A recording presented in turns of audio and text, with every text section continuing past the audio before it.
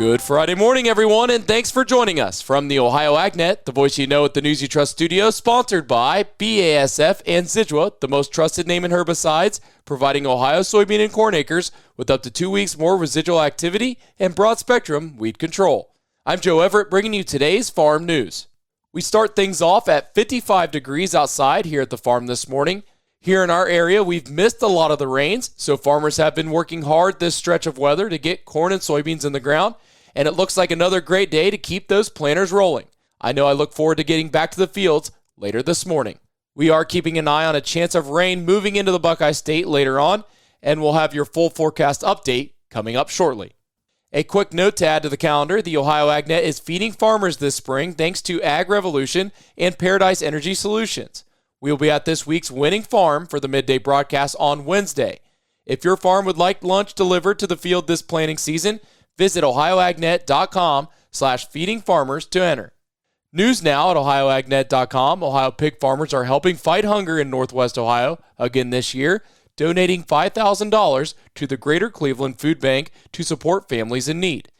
In Northwest Ohio, drought conditions are beginning to ease, bringing some relief as planting season continues across the region. And with margins still tight, ag experts are reminding producers to stay focused on marketing and managing input costs as volatility continues this spring. This news feed is sponsored by Tempti, now factory direct in Sidney, Ohio. From trailer sales to parts and trailer service, our team is ready to keep you moving. Stop in today or call 326-206-2062. Something to keep an eye on for farm country, interest rates and input costs could be feeling some ripple effects from overseas tensions. An agricultural economist is warning that ongoing conflict in the Middle East could add more financial pressure for U.S. farmers in the year ahead. Michael Langmeyer with Purdue University says the uncertainty surrounding the situation could fuel inflation, and that in turn may push interest rates higher. In the latest Ag Economy Barometer, nearly 40% of producers expect inflation to run above 3%. While not every input cost is expected to climb, Langmeyer says fuel and fertilizer are the big concerns since those are tied closely to global markets.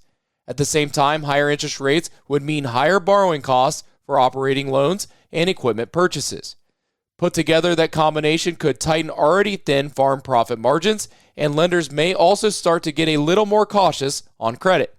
How this all plays out will depend on whether inflation keeps building or if the broader economy starts to cool in the months ahead. There's a new funding opportunity open for sheep producers across the United States that could help improve both productivity and sustainability on the farm. The American Lamb Board has received a USDA Advancing Markets for Producers grant, and they're now looking for 150 sheep producers to take part. Selected producers could receive up to $23,000 to help identify inefficiencies, build conservation and farm management plans, and adopt new technologies aimed at boosting productivity while cutting emissions. Along with funding, participants would also get access to support services like a technical service provider, electronic identification tools, soil sampling, and NSIP ultrasound and genetic consulting. Applications are now open through May 1st, with selections expected to be announced by June 1st, 2026. Once approved paperwork is completed, the program runs through September 30th, 2028. More information is available at lambboard.com. Now let's take a look at your weather forecast brought to you by Sea Consultants. Simply better performance online at seaconsultants.com. Beautiful weather in here for your Friday. I'm Chief Meteorologist Ryan Martin with a look at that Ohio Ag Weather Update. It's sunny, it's pleasant, it's mild today. Beautiful day after dealing with on-again, off-again rains this week. Evaporation levels are high. Dry down should be good today. But don't get too excited because we've got another frontal boundary that wants to sweep through, and this one is going to change our pattern just a bit. Rains come through overnight tonight, but especially through tomorrow, and the Buckeye State can pick up anywhere from 1/4 to 3/4 of an inch with 100% coverage. And behind this front, we get much colder. Temperatures start to fall off in northwest Ohio as we move through it tomorrow night, but I think the rest of us are going to be looking at Sunday, Monday. Frost and freeze conditions are likely, so I hope you didn't get too excited about gardening just yet, but we're seeing this cold air come in to start next week. Temperatures moderate Tuesday, and as temperatures moderate, it brings back a threat of moisture. I think Wednesday's the day next week that we have to keep the door open to some scattered showers. Stronger rains trying to develop over the weekend. I'm Ryan Martin. Thanks, Ryan. Stay tuned. We'll be back with more next here on the Ohio AgNet. Hey farmers, planting season is almost here, and Ohio AgNet wants to bring lunch to your farm. Our Feeding Farmers contest is going statewide, and we'll soon be picking farms across Ohio to receive a visit from the Ohio AgNet and free lunch for your farm family and crew. If you'd like us to stop by, get signed up today. Just visit ohioagnet.com/feedingfarmers to enter. Feeding Farmers is brought to you by Ag Revolution, Paradise Energy Solutions, and the Ohio AgNet, the voice you know with the news you trust. Looking for heavy equipment but don't know where to buy? Purple Wave Auction has you covered. Always online and always no reserve. It's your destination for construction or ag equipment ready to work. We even sell semis, trailers, and fleet equipment for your operation. Best part? It's free to join. Head to purplewave.com. That's purplewave.com. Sign up for a free account and start bidding today. Purple Wave Auction, the easiest and most straightforward way to buy and sell equipment. Welcome back on the Ohio AgNet. Now we turn to Joel Panorwood for an update on tornado damage at the Hardin County Fair for today's featured audio. The last few weeks in Ohio have had all kinds of weather, from high and low temperatures to, unfortunately, high winds and the accompanying storm damage. As we've heard of more damage across Ohio in the last few days, in this featured audio, we go back a couple weeks to a tornado that tore through the Hardin County Fairgrounds in west central Ohio. We visited there with a behind-the-scenes look as cleanup began, as we're joined by Hardin County Fair Marketing and Communication Director Colt Buckenroth. And you can go online to ohioagnet.com in the video section for that look at exactly what they're dealing with. So this was our junior fair board office. Trophies and ribbons were all stored in here, and obviously all of that was exposed to the elements all night. We got about 2 inches of rain that night. And so all of this was trophies and ribbons. We had purchased 2 years worth of ribbons. They had offered us that at a discount, and all of that was lost. My name is Colt Buckenroth. I am the Marketing and Communication Director for the Hardin County Fair, which is where we are today. On March 26th, the evening hours around 8 o'clock, we had an EF1 tornado strike our fairgrounds, and it took out a total of 15 buildings, had at least some damage, 3 of which I would consider major. 2 of those I would consider probably catastrophic. As you can see behind me, the rabbit barn is no longer there. So that one basically imploded, and then we had a roof completely off of another one. So in total, 15 buildings and 8 telephone electric poles snapped. So this is where you're going to see a lot of local vendors. So a couple of credit unions here. The Kenton Rotary Club has their sort of famous ice cream stand there, and of course that's gone. But banks, lots of local businesses. This is where they're setting up and engaging with their folks. And then as you move down that way, 4-H booths, woodworking displays, things of that nature as you continue to move that direction. And then the Junior Fair Board office, which is also completely gone. We had just purchased I think we'd taken delivery of $16,000 worth of ribbons, and we believe them all to be lost. Our understanding, of course, we only saw the aftermath, but we believe it. When I got out here, the pole from here was laying in this, and so I believe it kind of snapped off and sort of rolled right into the cattle producer's steak barn. So there's sort of the immediate response to begin, right, of, okay, how are we going to get cleaned up? How are we going to stabilize things so it's at least safe to be here? We have rentals all year long, so how can we reopen the community's fairgrounds? That's sort of number one. And then in 6 months, we're supposed to put on this thing called the Hardin County Fair. And so how do we do that? I mentioned the rabbit barn is gone. So where are we going to put rabbits?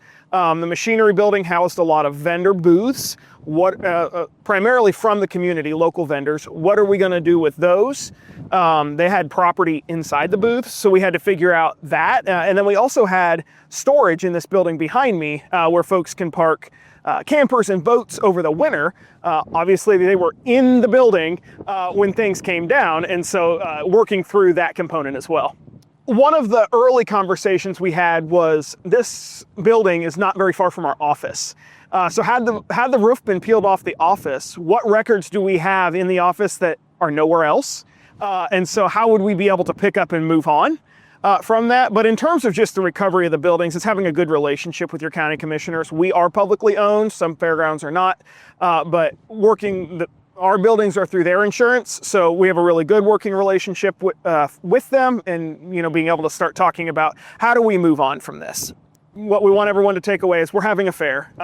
Early on, we said not having a fair is not an option. We all remember the COVID-19 fair. If we can do that, we can handle this just fine. So it may look a little different. We may have a few extra tents this year while we get our things figured out and get things in order. But we're having a fair as planned. Again, that's Colt Buckenroth. He's Marketing and Communication Director for the Hardin County Fair, damaged by a tornado in late March, and unfortunately, just one of many experiencing storm damage this spring. Find that full video and more about tornadoes and their growing concern in Ohio online at ohioagnet.com, keyword tornado. I'm Joel Norwood reporting. Hey, thanks, Joel. Well, fertilizer prices are continuing to climb across much of the board, adding more pressure heading into spring season.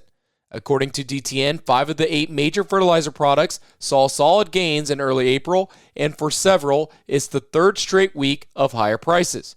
Urea led the way again, jumping about 26% from a month ago, with the average price near $847 a ton. Anhydrous followed with an 18% increase, while UAN 32 and UAN 28 were also up double digits. In fact, UAN 28 is now back above $500 a ton for the first time since early 2023. Other nutrients like DAP, MAP, and potash were only up slightly higher, but still trending upward overall. On a per-pound nitrogen basis, most products are sitting in a fairly tight range, but the overall direction is clearly higher. A new Farm Bureau survey also highlights what many producers are already feeling. Fertilizer remains one of the biggest input cost challenges on the farm right now. Stay tuned. We'll be back with more next here on the Ohio AgNet. Those long days in a tractor cab can really put a cramp in your body. So while refueling or refilling your equipment, walk around the tractor a few times or do a few head-to-toe stretching exercises. When fatigue does set in, that's when injuries and mistakes happen. Know when it's time to take a break and recharge. Let's make sure everyone gets home safe and sound. This message from the Ohio AgNet, OSU Extension Ag Safety and Health Team, and this station. Life on the farm moves fast, and so does the news that matters to you.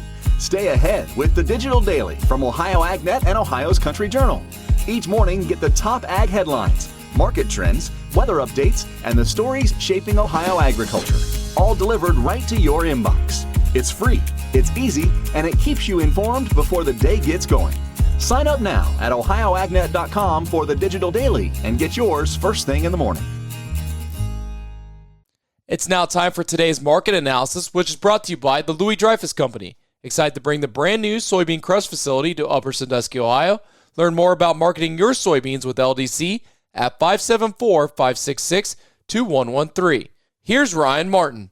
Grain markets finished mixed to mostly higher yesterday. We had some weakness in old crop corn and in bean meal. However, bean oil was very strong based on the move in the energy markets. Overall, it was kind of a boring day. Wheat rallied significantly in Kansas City because of weather concerns out in the plains. We've talked about that here the past couple of days, but I think we're also looking at some supply ending stock stories. Hard red winter wheat ending stocks may end up falling below 325 million bushels, or they may need to justify wheat moving much higher than a few pennies from where we are right now. The 30 and 60 and 90-day weather forecast came out of NOAA yesterday.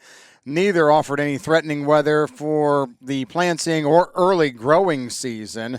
We'll have to take another look here at our forecast in the next few weeks. I'm Ryan Martin. Hey, thanks, Ryan. Now let's take a look at your overnight trade brought to us by Seed Consultants. Simply better performance online at seedconsultants.com.